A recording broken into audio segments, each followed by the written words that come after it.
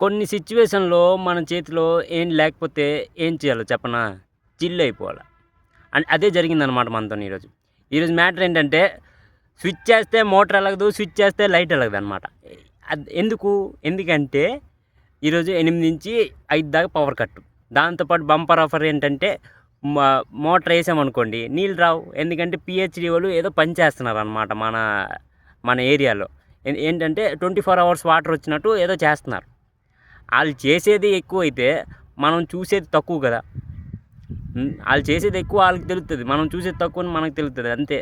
నీళ్ళు రావు. అయితే మన ఏరియాకి వాటర్ ట్యాంక్ వచ్చిందనమాట తెల్లారి వస్తే మా ఇంట్లో నీళ్ళు లేవు. మేమిద్దరమే ఉన్నాం. మా అమ్మేమో పుట్టపర్తి సేవకెళ్ళిపోయింది. మా నాన్నేమో పనికెళ్ళిపోయారు. నేను మా అన్నయ్య ఉన్నామనమాట. ఇద్దరం పడుకున్నాం హాయిగా తెల్లారి. అయితే మా నాన్నమేమో తెల్లారి జామున వచ్చి వెనకతల తలుపు బాధేస్తుందనమాట. "ఒరేయ్ లెగండ్రా" అని. ఏంటైంది అని గాబరు వెళ్ళామనమాట.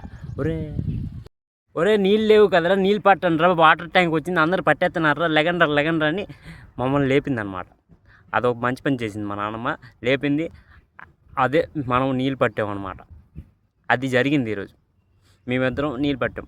అసలు నీళ్ళు లేవు. నీళ్ళు ఇప్పుడు ఫుల్గా ఉన్నాయన్నమాట. అది జరిగింది. అందుకే జపాన్ డైలాగ్ వాడానన్నమాట.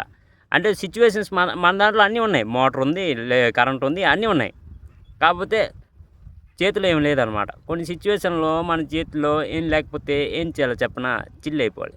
ఇప్పుడు నేను చిల్ అవ్వడానికి ఈ గ్రౌండ్కి వచ్చాను అనమాట. చిల్ అయిపోండి.